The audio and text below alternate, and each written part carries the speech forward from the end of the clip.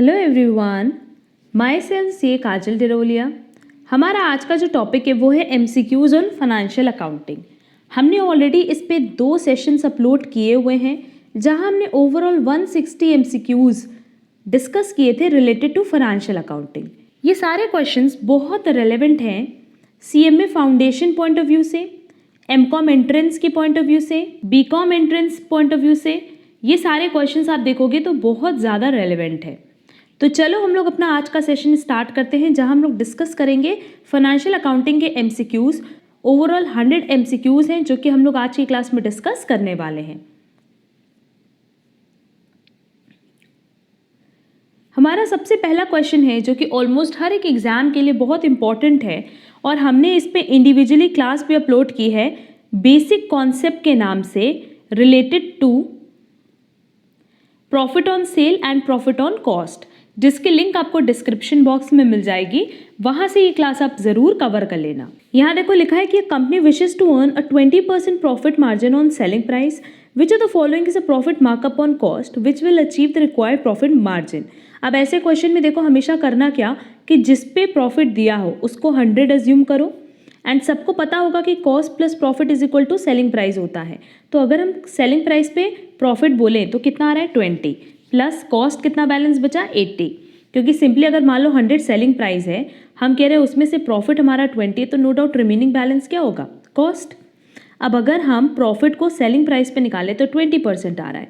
हमसे क्वेश्चन में पूछ रहा है प्रॉफिट ऑन कॉस्ट, तो प्रॉफिट ऑन कॉस्ट कैसे होगा, profit divided by cost multiply by 100। इसको जब आप सॉल्व करोगे तो आपका आंसर आएगा 25%। तो करेक्ट आंसर होगा B 25%। Next,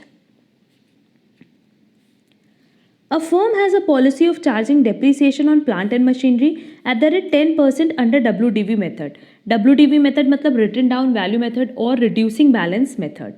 If the book value of plant and machinery was 81,000 on 31/3/2020, find the original cost of the plant if the same was purchased on 1/4/2018. कह रहा है कि अगर हमने 1/4/2018 को एक मशीन खरीदी थी जिसकी हमें ओरिजिनल कॉस्ट नहीं पता एंड आज की डेट कौन सी है 31 मार्च 2020, उस डेट पे उस असेट की वैल्यू कितनी है 81,000।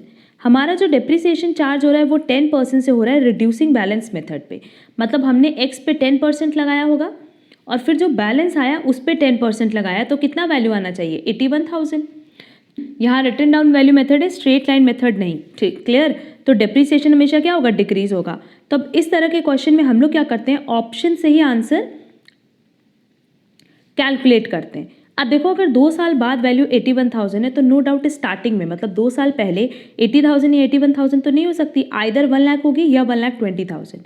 लेट्स से हमारी ओपनिंग वैल्यू थी 1 लाख, हमने फर्स्ट ईयर जब डेप्रिसिएशन लगाया तो कितना होगा 10,000, बैलेंस कितना बचा 90,000, फिर 90,000 पे जब 10% लगाएंगे तो कितना आएगा 9,000, मतलब सेकेंड ईयर के एंड पे हमारे पास वैल्यू कितनी बची 81,000। और देखो हमारे पास क्वेश्चन भी यही पूछ रहा है कि अगर हमने 1 अप्रैल 2018 को एक मशीन खरीदी है और आफ्टर 2 ईयर्स उसकी वैल्यू 81,000 है, अगर हमने उसको 10% से डेप्रिशिएट किया तो उसकी ओरिजिनल कॉस्ट कितनी रही होगी, ओरिजिनल कॉस्ट 1/4/2018 को कितनी रही होगी 1 लाख। तो करेक्ट आंसर क्या होगा B 1 lakh.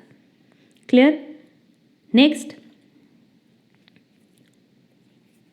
It is easy to detect error. देखो एरर पता करना, गलती कहाँ हुई है ये पता करना कंपैरेटिवली ईजी है देन फ्रॉड, थेफ्ट, बोथ और नन। नो डाउट जहाँ पे आपकी इंटेंशन गलत है, मतलब आपने फ्रॉड किया है या थेफ्ट किया, उसको डिटेक्ट करना थोड़ा मुश्किल है। तो करेक्ट आंसर क्या होगा C. Next, tick the correct statement. Depreciation is a process of valuation, no it is a process of allocation, जहां हम असेट की वैल्यू को अलोकेट करते हैं। Next, revaluation account is a real account, no it is not a real account, it is a nominal account. क्यों, क्योंकि जो उसका बैलेंस है वो हम प्रॉफिट और लॉस में डालते हैं और उसको डिस्ट्रीब्यूट करते हैं पार्टनर्स में। Next, balance sheet is also known as positional statement, true. इसको हम क्या कहते हैं, बेसिकली हम इसको कहते हैं financial position as on date. एक पर्टिकुलर डेट पे हमारी फाइनेंशियल पोजीशन क्या है वो हमें कौन बताता है, बैलेंस शीट। तो it is also known as positional statement. And last statement है petty cash is an expense. Petty cash expense नहीं होता बल्कि ये करंट असेट होता है। एंड हम इसको बैलेंस शीट में दिखाते हैं कहाँ, डेबिट साइड। क्योंकि बेसिकली अगर पेटी कैश की बात करें तो पेटी कैश हम बिजनेस एक्सपेंस के लिए यूज़ करते हैं, इसमें कोई डाउट नहीं है, बट जो भी डे टू डे खर्चे होते हैं उसके लिए हम पेटी कैश अकाउंट बनाते हैं। क्लियर? तो करेक्ट आंसर क्या होगा, सी, क्योंकि हमसे पूछा था correct statement. In statement of financial position we record. अब फाइनेंशियल पोजीशन मतलब क्या हो गया, बैलेंस शीट। तो कह रहा है बैलेंस शीट में हम क्या रिकॉर्ड करते हैं, capital receipt, revenue expenditure, deferred revenue expenditure, which one is correct of the following. अब बैलेंस शीट की अगर बात करें तो उसमें नो डाउट हम कौन सा आइटम रिकॉर्ड करते हैं, कैपिटल आइटम। इस साइड कैपिटल रिसीट होता है और इस साइड कैपिटल एक्सपेंडिचर होता है, बट डेफर्ड रेवेन्यू एक्सपेंडिचर का भी कुछ पोर्शन हम कहाँ दिखाते हैं, बैलेंस शीट में। कुछ पोर्शन दिखाते हैं पीएल में और कुछ पोर्शन दिखाते हैं बैलेंस शीट में। तो करेक्ट आंसर क्या होगा, second as well as third, that is C. Next, dash is earn during the current accounting period but is not received during that year. आपने अर्न तो किया but not yet received. Clear? हम कह सकते हैं due but not yet received. तो ये कौन सी इनकम हो जाएगी, अक्रूड इनकम। तो करेक्ट आंसर होगा ए। दो चीज़ें यहाँ पे हम बता दें कि एक होता है अक्रूड और एक होता है प्रीपेड। अक्रूड आप यूज़ करते हो इनकम के लिए और प्रीपेड यूज़ करते हो एक्सपेंस के लिए। अक्रूड का मतलब होता है due but not yet received. Clear? और प्रीपेड का मतलब होता है due but not yet paid, कि ड्यू तो हो गया पर अभी तक आपने पे नहीं किया। और वैसे अक्रूड इनकम का मतलब होता है earn but not yet received और due but not yet received. Clear? Next, trial balance is prepared to. No doubt trial balance क्यों बनता है, सो दैट हम अर्थमेटिकल एक्यूरेसी को चेक कर सकें of accounts. Next, huge expenditure incurred at the time of launching of a new product in the market is a and। अब देखो जब आप नया प्रोडक्ट मार्केट में लॉन्च कर रहे हो और उस पॉइंट ऑफ टाइम पे आप बहुत ज़्यादा एक्सपेंडिचर कर रहे हो तो नो डाउट उस एक्सपेंडिचर का आपको फ़ायदा लॉन्ग रन में मिलेगा। दैट इज़ आज आपने न्यू प्रोडक्ट मार्केट में लॉन्च किया, खर्चा भी आपने आज की डेट पे किया, बट इस खर्चे का फ़ायदा नो डाउट आपको अगले 5 साल तक के लिए मिलेगा कि आपको उसके लिए कोई भी एडवर्टीजमेंट या कह लो खर्चा नहीं करना पड़ेगा। तो इस तरह के खर्चे को हम कहते हैं डिफर्ड रेवेन्यू एक्सपेंडिचर। क्योंकि होता क्या है कि जब आपने नए प्रोडक्ट को मार्केट में लॉन्च किया तो लेट्स से आपने आज की डेट पे 5 लाख का इन्वेस्टमेंट किया, इसका फ़ायदा हमें 5 साल तक मिलने वाला है। तो हम इसको एज डिफर्ड रेवेन्यू एक्सपेंडिचर दिखाएंगे अपनी बैलेंस शीट में और हर साल 1 लाख रुपये कहाँ दिखाएंगे, पीएल अकाउंट में एज एक्सपेंस। तो डिफर्ड रेवेन्यू एक्सपेंडिचर को हम इसी तरीके से ट्रीट करते हैं कि कुछ पोर्शन बैलेंस शीट में और कुछ पोर्शन पीएल अकाउंट में दिखाते हैं। तो इसका करेक्ट आंसर क्या होगा, A, deferred revenue expenditure. Next, how does depreciation effect basic accounting equation. अब देखो जब डेप्रिसिएशन की बात करें तो डेप्रिसिएशन का जो बेसिकली एंट्री होता है वो क्या होता है, डेप्रिसिएशन टू असेट, और फिर हम डेप्रिसिएशन को कहाँ ट्रांसफर कर देते हैं, पीएल में टू डेप्रिसिएशन। तो सबसे पहले तो डेप्रिसिएशन की वजह से असेट घट गया तो असेट डिक्रीज हो रहा है, और दूसरा आप देखो कि आपका पीएल भी डिक्रीज हुआ, मतलब प्रॉफिट डिक्रीज हुआ, मतलब जो शेयर होल्डर्स की इक्विटी है वो डिक्रीज होगी। क्लियर? तो करेक्ट आंसर क्या होगा, C, leads to decrease in assets and share holders equity. Next, under which method of depreciation annual depreciation goes on decreasing. अभी ऊपर बताया था कि रिटन डाउन वैल्यू मेथड में और रिड्यूसिंग बैलेंस मेथड में हर बार हर ईयर आपकी डेप्रिसिएशन की अमाउंट डिक्रीज होती है। Next, credit balance in cash books mean, cash book means, अब देखो अगर कैश बुक की बात करें तो बेसिकली जो कैश होता है ना उसका हम लोग हमेशा क्या मानते हैं कि डेबिट बैलेंस होगा। बेसिकली कैश क्या है, असेट, और असेट का हमेशा क्या होता है, डेबिट बैलेंस। बट कई बार हम लोगों ने देखा है कि जब हम कैश बुक बनाते हैं तो उसमें टू बैलेंस बीडी न आकर के बाई बैलेंस बीडी आता है। तो ये किसको रिप्रेजेंट करता है, बैंक ओडी को, कि आपने अपने अकाउंट से ज़्यादा विड्रॉ किया है। क्लियर? तो करेक्ट आंसर क्या होगा, डी, बैंक ओवरड्राफ्ट। क्योंकि कैश बुक में सिर्फ कैश का बैलेंस हो ऐसा ज़रूरी नहीं है, बैंक का बैलेंस भी हो सकता है। बस इतना याद रखना कि जो कैश और बैंक है ये दोनों ही हमारा असेट है, करंट असेट, और इसका हमेशा कौन सा बैलेंस होता है, डेबिट बैलेंस। क्योंकि अगर डेबिट बैलेंस है तो वो पॉजिटिव है और क्रेडिट बैलेंस है तो वो नेगेटिव है। Next, which one of the following equation is correct. अगर इक्वेशन की बात करें तो asset is equal to capital plus liability, ये इक्वेशन है। अब देखो हमारे पास जो ऑप्शन दिया है उसमें बी में भी यही ऑप्शन दिया है, डी में भी यही ऑप्शन दिया है। अगर लायबिलिटी इधर ले आओ तो owners equity plus capital is equal to asset हो जाएगा, और डी में देखो asset is equal to owners equity plus liability. तो करेक्ट आंसर बी भी हो सकता है, डी भी हो सकता है। दोनों में से आप कोई भी करेक्ट आंसर चूज कर सकते हैं। Next, which of these is not a function of financial accounting. Financial accounting का बेसिकली जो हमारा फंक्शन होता है वो ये होता है कि हम अपने बिजनेस की बुक्स को ट्रू एंड फेयर व्यू दे सके, प्रॉपर उसकी इंफॉर्मेशन यूजर्स तक पहुंच सके, एंड प्रॉपर वे में, एक तरह से कह लो सिस्टमैटिक वे में हम उसकी रिकॉर्डिंग कर सके। तो देखते हैं हमारे पास ऑप्शन क्या क्या दिया है। To depict a true and fair view of the financial position of the business, no doubt एक करेक्ट आंसर है। To keep a systematic record of business transactions, to portray gloomy picture of the business in order to evade tax liabilities. अब ये कह रहा है कि आप अपने बिजनेस की ग्लूमी पिक्चर शो करोगे, मतलब ग्लूमी पिक्चर्स मतलब क्या हो गया, डार्क, या फिर कह लो कि आप लॉस शो करोगे सो दैट आप अपने टैक्स लायबिलिटीज को इवेट कर सको, या कह सकते हैं कि टैक्स चोरी कर सको। तो क्या हमारा फाइनेंशियल अकाउंटिंग का ये कभी मोटिव होता है टैक्स चोरी करना या टैक्स इवेट करना या लॉस रिप्रेजेंट करना? नहीं, बल्कि हम तो कोशिश करते हैं कि हम ट्रू एंड फेयर पिक्चर अपनी बुक्स की दे पाएं। And last is to provide financial information to the users of the financial statement. Users चाहे इंटरनल हो चाहे एक्सटर्नल, पर उनको अपने फाइनेंशियल स्टेटमेंट की एक पोजीशन बताने के लिए भी हम अपनी बुक्स मेंटेन करते हैं। क्लियर? तो इसका करेक्ट आंसर क्या होगा? सी, क्योंकि हमसे क्वेश्चन में क्या पूछा था, it is not a function of financial accounting. Next, X is a debtor is declared insolvent and only 25 paise in rupees recovered from his estate.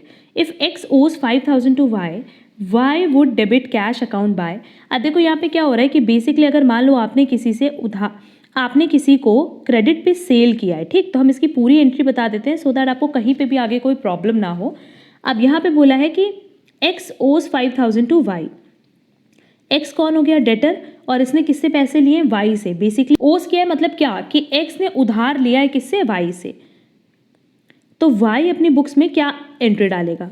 जिस दिन उसने गुड्स सेल किया है X को, उसने बुक में डाला होगा X टू सेल्स कि X से हमें बाद में पैसा मिलेगा। कितना? 5,000।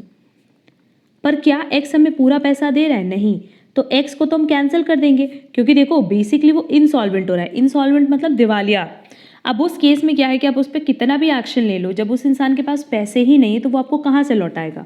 वो कह रहा है कि आप हमसे 25 पैसा इन रुपी, मतलब 1 रुपये के बदले कितना ले लो? 25 पैसा। तो 5,000 के बदले वो कितना दे पाएगा? सिर्फ 1250। तो वो कह रहा है आप हमसे 1250 ले लो और बाकी जो 3750 वो आप भूल जाओ। तो वो हम किस अकाउंट में डालेंगे बेटा? बैड डेट अकाउंट में। क्लियर? तो कह रहा है Y would debit cash account by, no doubt correct answer होगा डी, 1250। नेक्स्ट,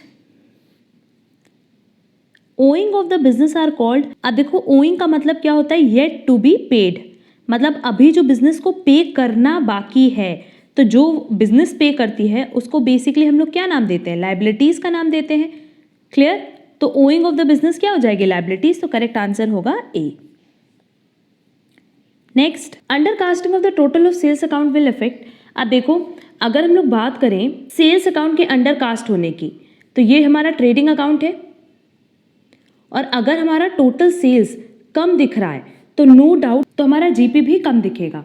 अब देखो इस रिलेशन पे ना हम एक वीडियो ड्राफ्ट कर देंगे जहां हम ये बता देंगे कि क्लोजिंग स्टॉक का और ओपनिंग स्टॉक का जीपी पे क्या इफेक्ट पड़ता है, और वैसे ही टोटल सेल्स और टोटल परचेजेस का क्या इफेक्ट पड़ता है। क्योंकि देखो अगर total sale and closing stock under cost है, दैट इज कम दिख रहा है, जो एक्चुअल वैल्यू है उससे वैल्यू कम दिख रही है, तो हमारा जीपी भी कम दिखेगा। क्यों? क्योंकि total sale and closing stock के साथ ग्रॉस प्रॉफिट का डायरेक्ट रिलेशन होता है, बट अगर ओपनिंग स्टॉक और टोटल परचेज की बात करें तो उसके साथ इनडायरेक्ट रिलेशन होता है।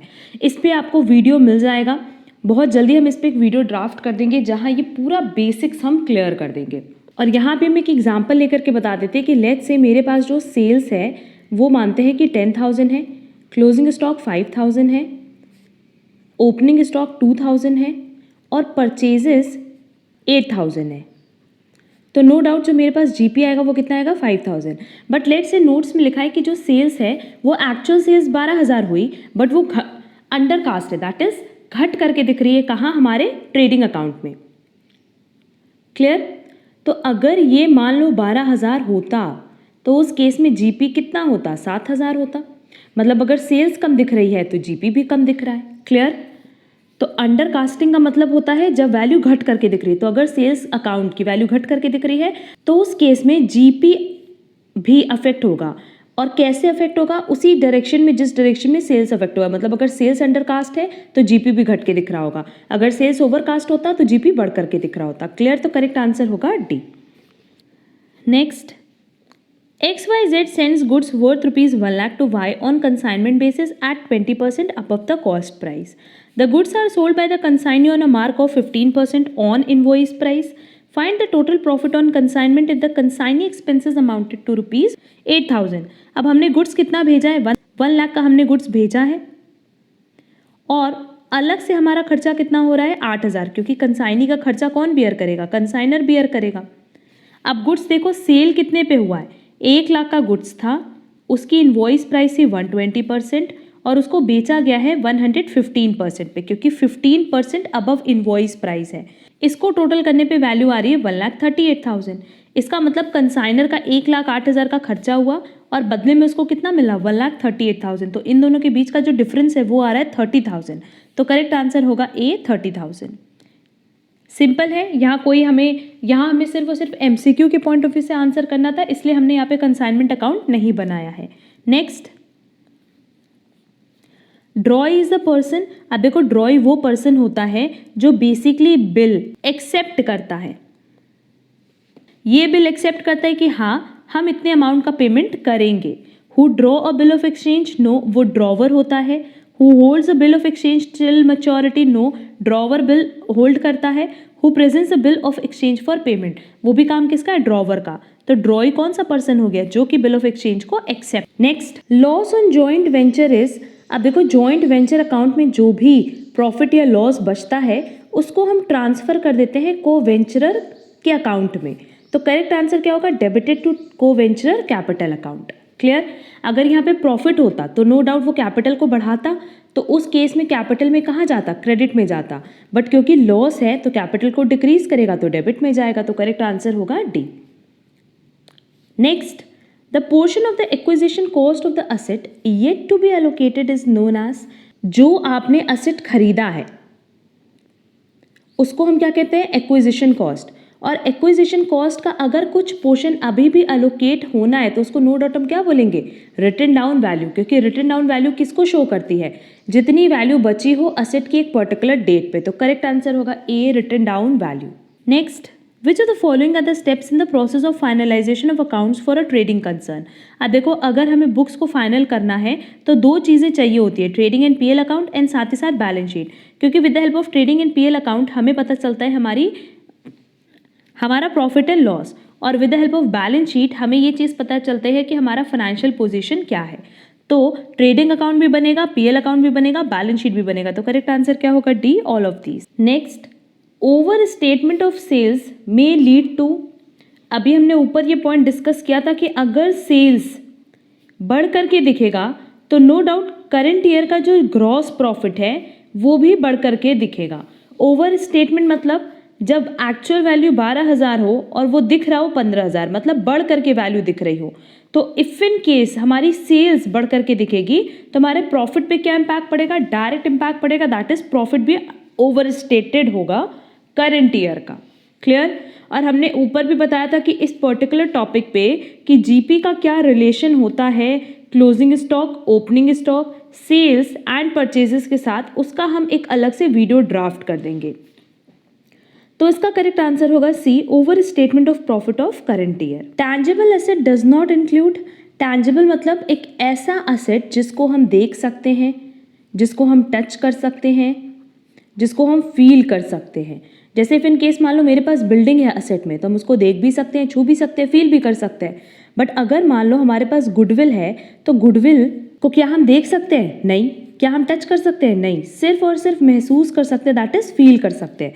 तो ऐसा असेट को हम क्या कहते हैं? Intangible asset. क्लियर? और क्वेश्चन में हमसे क्या कह रहा है कि tangible asset does not include. तो गुडविल इनटैंजिबल असेट है, ट्रेडमार्क इनटैंजिबल असेट है, क्योंकि हम इसको सिर्फ फील कर सकते हैं, देख या टच नहीं कर सकते, बट ऑफिस फर्नीचर को देख सकते हैं, टच कर सकते हैं एंड फील भी कर सकते हैं। तो करेक्ट आंसर क्या होगा? D, both A and B. Next, copyrights account is अभी हमने बताया कि ये किस तरह का अकाउंट होगा? इंटैंजिबल अकाउंट, क्योंकि अगर कॉपीराइट की भी बात करें तो सिर्फ इसका बेनिफिट हम अपने बिजनेस में फील कर सकते हैं। तो करेक्ट आंसर क्या होगा? B, intangible real account. क्यों? क्योंकि देखो बेसिकली 3 तरह के अकाउंट होते हैं ना, पहला पर्सनल अकाउंट था, दूसरा रियल अकाउंट था और तीसरा क्या था? Nominal account. तो हमने बताया भी था, हमने ऑलरेडी इस पे क्लास ड्राफ्ट की हुई है जहाँ हमने टाइप्स ऑफ अकाउंट्स पे डिस्कशन किया कि what is personal account, what is real account and what is nominal account. तो रियल अकाउंट में हमने बताया है कि सारे असेट्स एक्सेप्ट सम कहाँ आते हैं? रियल अकाउंट में। तो कॉपीराइट क्योंकि इंटैंजिबल है इसीलिए हमने इसको नाम दिया है intangible real account, that is इसका करेक्ट आंसर होगा B. Next, find the value of opening stock from the following data. Purchases given है, क्लोजिंग स्टॉक गिवन है, सेल्स गिवन है, जीपी गिवन है। बस हमें क्या निकालना है? ओपनिंग स्टॉक निकालना है। तो सबसे पहले यहाँ एक दो फॉर्मूला देख लो।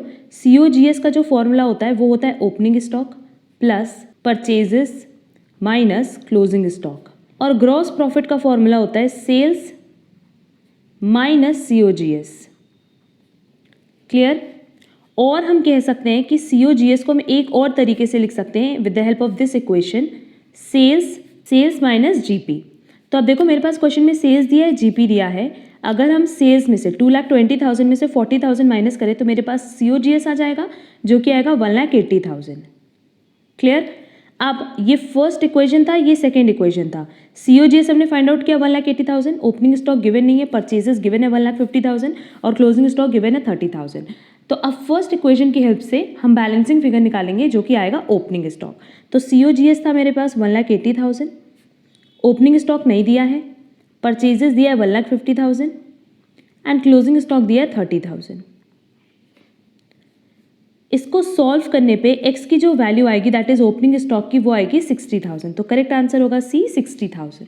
Next, manufacturing cost typically consist of. अब देखो ये बेसिकली कॉस्ट शीट की बात कर रहा है और कॉस्ट शीट पे हमने डिटेल डिस्कशन किया हुआ है जिसकी लिंक आपको डिस्क्रिप्शन बॉक्स में मिल जाएगी।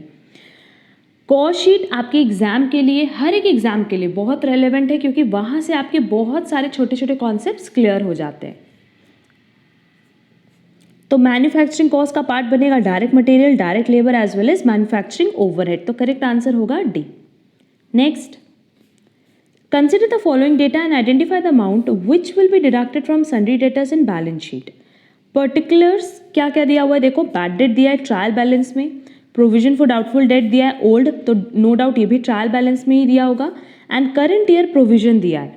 अब क्वेश्चन में हमसे सिर्फ इतना पूछ रहा है कि जब हम बैलेंस शीट में सन्ड्री डेटर्स दिखाएंगे तो उसमें से क्या माइनस करेंगे। अब देखो बैड डेट तो माइनस नहीं करेंगे क्योंकि वो already with in trial balance है।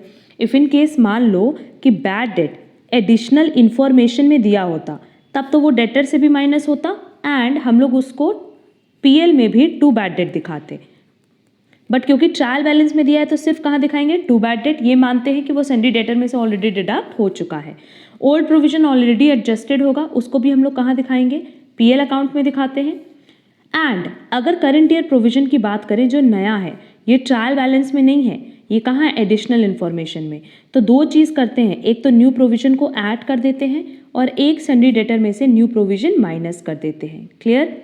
तो सन्ड्री डेटर्स में से सिर्फ किसका एडजस्टमेंट होगा? न्यू प्रोविजन का, दैट इज 800 का। तो करेक्ट आंसर होगा A, 800। Next, if the consignor is allowed del creditor commission then he bears. देखो कंसाइनर कंसाइनी को 3 तरह का कमीशन देता है। सबसे पहला कमीशन होता है ऑर्डिनरी कमीशन जो कि बेसिकली आप ग्रॉस सेल्स पे देते हो।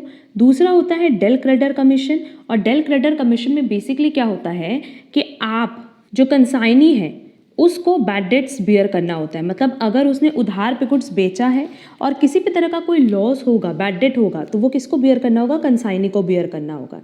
एंड लास्ट होता है ओवर राइडिंग कमीशन जो कि बेसिकली कंसाइनर तब देता है जब आप हायर प्राइस पे गुड्स उनका सेल करते हो मार्केट में। क्लियर?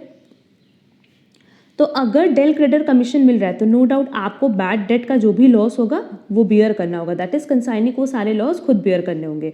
तो करेक्ट आंसर क्या होगा? B, loss due to bad debts. Next, in accounting consignment means देखो कंसाइनमेंट मतलब यही होता है कि एक पर्सन दूसरे पर्सन को अपना गुड्स सेंड करता है, सेल नहीं सेंड करता है, सो दैट सेकेंड पर्सन उसके बिहाफ पे उस गुड्स को सेल कर सके। बेसिकली दो पार्टी का नाम क्या है, ये कंसाइनर है और ये कंसाइनी है। क्लियर? तो देखते हैं ऑप्शन क्या क्या दिया है।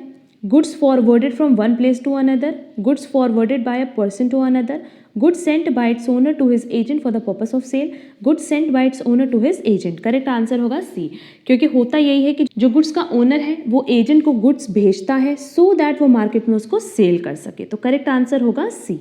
Next, which of the following are current assets of a business. Current assets मतलब जो कि सिर्फ और सिर्फ एक साल के लिए हो। इनकम रिसीव्ड इन एडवांस, अगर आपने कोई इनकम रिसीव्ड की है एडवांस में तो वो आपके लिए इनकम होती है। और इनकम को हम कहाँ दिखाते हैं, लाइबिलिटीज़ में, क्योंकि हम ये मानते हैं कि हमें रिटर्न करना पड़ सकता है। दैट इज़ ये होता है current liability. Stock current asset है, डेटर करंट एसेट है, प्रीपेड एक्सपेंसेस करंट एसेट है, अक्रूड इनकम करंट एसेट है। तो फर्स्ट छोड़ करके बाकी सबका सब क्या है, करंट एसेट्स। तो करेक्ट आंसर क्या होगा, A, second, third, fourth and fifth. Next, when bills receivable is returned dishonored by the drawee, which of these account is debited by the drawee। अब देखो जब ड्रॉई, हम इसकी पूरी एंट्री करके बताते हैं, जब ड्रॉई किसी से गुड्स परचेज करता है, क्योंकि बेसिकली देखो दो पर्सन होते हैं, एक्स और वाई, ये होता है सेलर और ये होता है बायर जिसने उधार पर गुड्स खरीदा है। तो बात किसकी हो रही है, इसकी। तो हम ड्रॉई की बुक्स में बता रहे हैं कि जब इसने गुड्स परचेज किया तो इसने एंट्री क्या की होगी, purchase account debit to drawer account, क्योंकि अभी इसको पे करना है, इसने पे नहीं किया है। बाद में जब इसने बिल इशू किया तो इसने अपनी बुक्स में एंट्री किया ड्रॉवर टू बीपी। जो बिल रिसीवेबल था वो रिटर्न डिसऑनर्ड बाय द ड्रॉई, मतलब ड्रॉई उसका पेमेंट नहीं कर पाया, तो वो अपनी बुक में क्या करेगा, इसकी रिवर्स एंट्री पास करेगा, BP to drawer. Which of these account is debited by the drawee, drawee क्या करेगा, बीपी अकाउंट कैंसिल करने के लिए उसको डेबिट करेगा। तो करेक्ट आंसर क्या होगा, B, BP account. Next, cost of goods sold can be calculated as follows. अब देखो COGS की बात कर रहे हैं, बेसिकली ये भी हमने कॉस्ट शीट में बताया था। कॉस्ट शीट में हमने बहुत डिटेल में इस पर डिस्कशन किया था कि COGS मतलब बेसिकली क्या हो जाएगा, जहाँ कॉस्ट ऑफ गुड्स प्रोड्यूस्ड या मैन्युफैक्चर्ड में हम opening stock of finished good add कर दें और closing stock of finished good minus कर दें, तो हमारे पास ये आ जाएगा कि कितना COGS है, मतलब कि जो गुड्स हमने एक्चुअल में इस साल सेल किया है उसकी कितनी कॉस्ट थी। क्योंकि इफ़ इन केस मान लो हमने 1000 गुड्स बनाया है, प्रोड्यूस किया है, तो क्या हम 1000 मार्केट में सेल करते हैं, नहीं।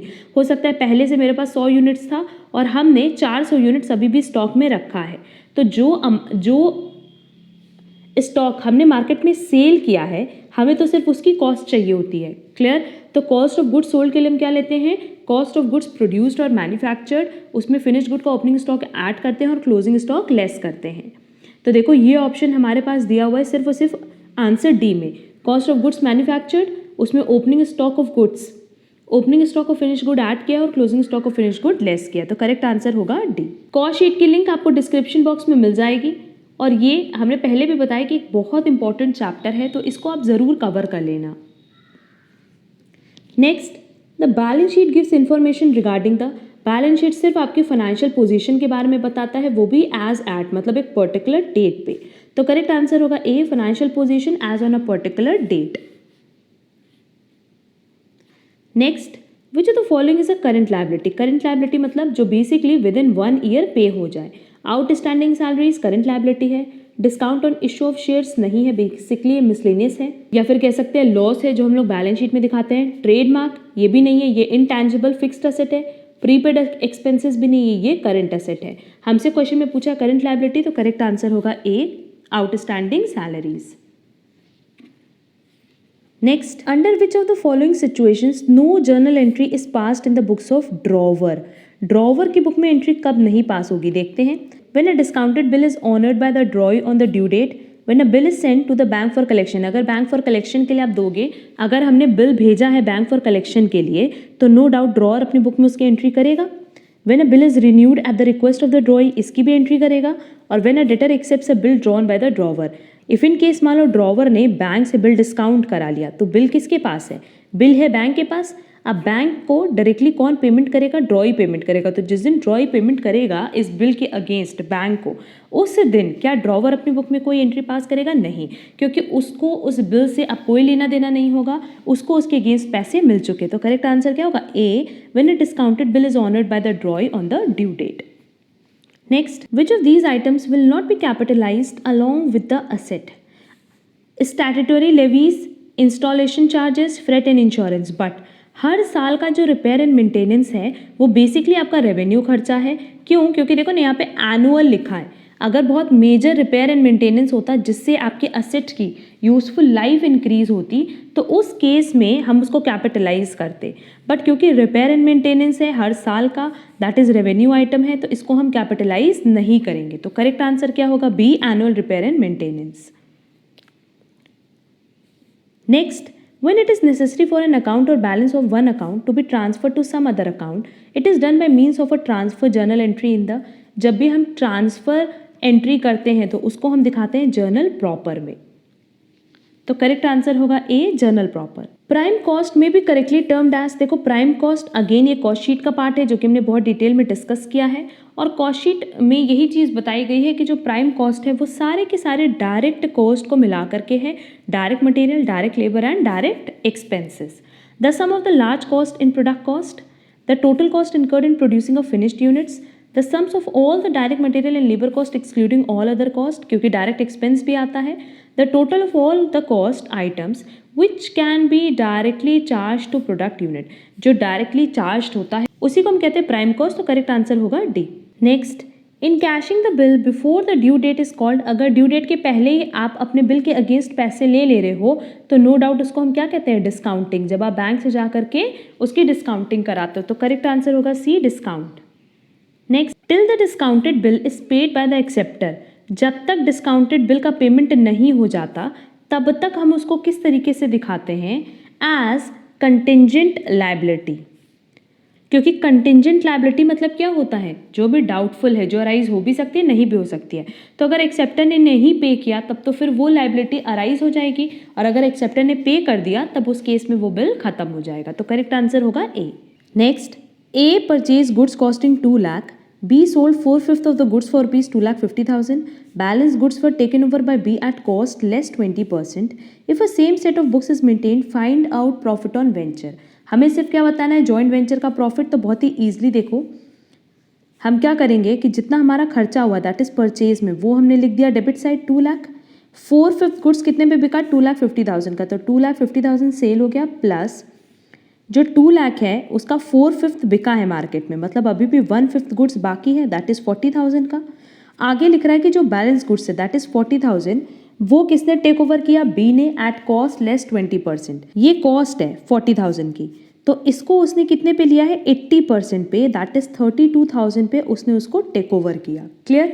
बस अब बोथ साइड इक्वल आना चाहिए, तो हमारा जो प्रॉफिट बचा वो कितना बचा? 82,000 का।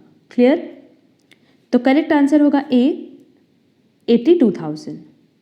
Next, which of the following entries is correct in respect of reserve for discounts on accounts payable? अब देखो अगर डिस्काउंट की बात करें ना तो 2 तरह का डिस्काउंट हम बुक्स में दिखाते हैं। एक जो डिस्काउंट होता है ऑन क्रेडिटर्स और एक डिस्काउंट होता है ऑन डेटर्स। बेसिकली इसका भी हम प्रोविजन बना करके चलते हैं, सेम वैसे जैसे प्रोविजन फॉर डाउटफुल डेट्स बनाते हैं। अब देखो अगर हम लोग डेटर्स के पॉइंट ऑफ व्यू से बात करें तो उसके बारे में तो सबको पता है कि जब प्रोविजन बनाते हैं तो 2 साइड दिखा देते हैं, 2 provision for bad debt, and इसके अलावा अगर डिस्काउंट के लिए प्रोविजन बनाया है तो 2 provision for discount on debtors. ये भी हम कहाँ दिखाते हैं? डेबिट में। क्यों?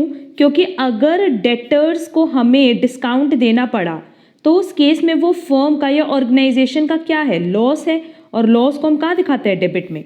बट हमसे क्वेश्चन में क्या पूछा है? Reserve for discounts on accounts payable.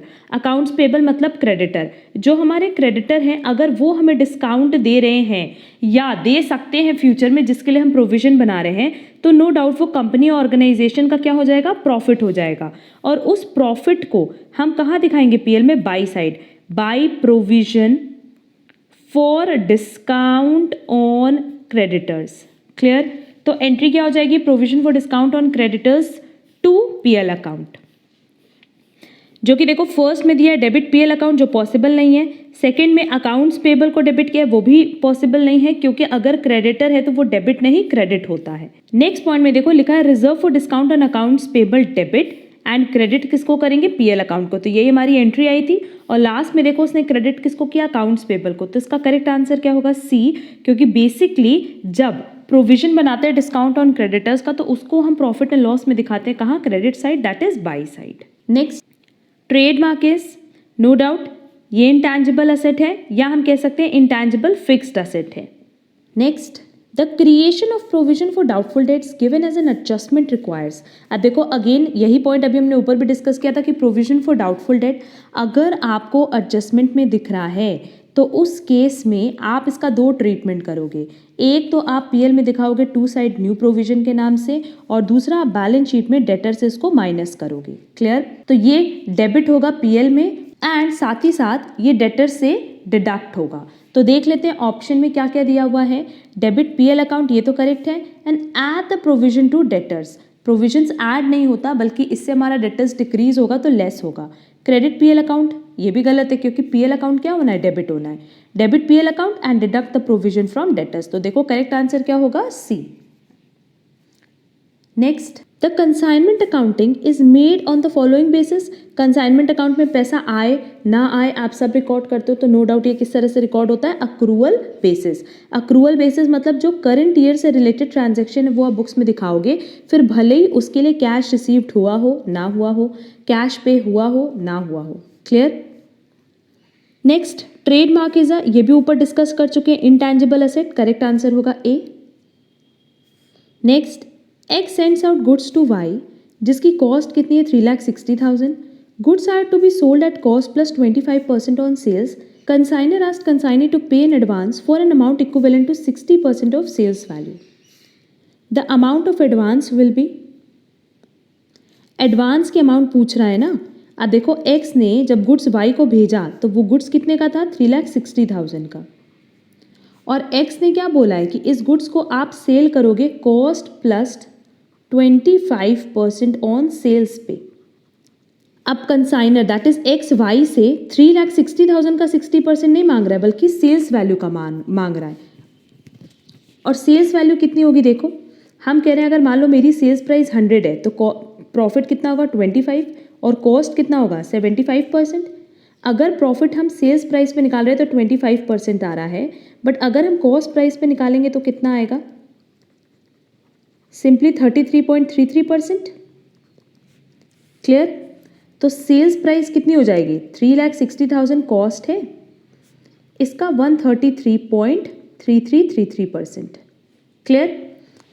क्योंकि यही चीज़ बोल रहा है ना कि आप जब गुड्स भेजोगे बेचोगे तो वो आप कितने पे बेचोगे, कॉस्ट प्लस 25% ऑन सेल्स। तो इसको सॉल्व करके जो मेरी सेल्स वैल्यू आएगी वो आएगी 4,80,000 और उसका 60% एडवांस मांगा जा रहा है, तो इसको कैलकुलेट करके आंसर आएगा 2,88,000। तो इसका करेक्ट आंसर होगा D, 2,88,000। Next, which of the following is not classified as inventory in the financial statement. Inventory में देखो बेसिकली क्या होता है कि अगर हम मैन्युफैक्चरिंग कर रहे हैं दैट इज बना करके बेच रहे हैं तो हमारे पास पहला आता है इन्वेंट्री रॉ मटेरियल, फिर आता है वर्क इन प्रोग्रेस और फिर आता है फिनिश्ड गुड्स। और अगर हम खरीद करके बेच रहे हैं दैट इज ट्रेडिंग कर रहे हैं तो जो हमारे पास स्टॉक होता है वो होता है स्टॉक इन ट्रेड, मतलब जो खरीदा वही बेच दिया। क्लियर? तो फिनिश गुड्स तो पार्ट है, वर्क इन प्रोग्रेस भी पार्ट है, स्टोर्स एंड स्पेयर्स भी पार्ट है, but advance payments made to supplier for raw material, अगर हमने रॉ मटेरियल खरीदने के लिए एडवांस पेमेंट किया है तो उस केस में ये हमारा इन्वेंट्री का पार्ट नहीं बनता है। क्लियर? तो करेक्ट आंसर होगा D. Next, ₹1250 paid for the residential telephone bill of the proprietor, which of these accounts will be detailed. अब देखो आप उनके पर्सनल एक्सपेंस को पे करो और जो भी पर्सनल एक्सपेंस पे होता है वो कहाँ जाता है, ड्राइंग अकाउंट में। क्लियर? तो अगर हमने उनका टेलीफोन बिल पे किया तो एंट्री क्या की होगी, drawing account debit to cash account. तो करेक्ट आंसर क्या होगा, बी, ड्राइंग अकाउंट। बेसिकली यहाँ पे बिजनेस एंटिटी कंसेप्ट लगेगा और as per business entity concept यही है कि अगर प्रोप्राइटर के पर्सनल एक्सपेंस के लिए आपने कुछ भी खर्चा किया है तो वो ड्राइंग में जाता है। जितने भी अकाउंटिंग प्रिंसिपल्स एंड कंसेप्ट्स हैं सब पे हमने डिटेल क्लास डाली हुई है, सब पे हमने डिटेल क्लास अपलोड की हुई है जिसकी लिंक आपको डिस्क्रिप्शन बॉक्स में मिल जाएगी, तो वो सारी क्लासेस आप वहाँ से ज़रूर कवर कर लेना। Next question, bad debts are included as. अब देखो बैड डेट्स बेसिकली किससे रिलेटेड होता है, क्रेडिट सेल से, और सेल्स से रिलेटेड जितने भी एक्सपेंसेस होते हैं वो इंक्लूडेड होते हैं सेलिंग ओवरहेड में। तो करेक्ट आंसर होगा ए, सेलिंग ओवरहेड।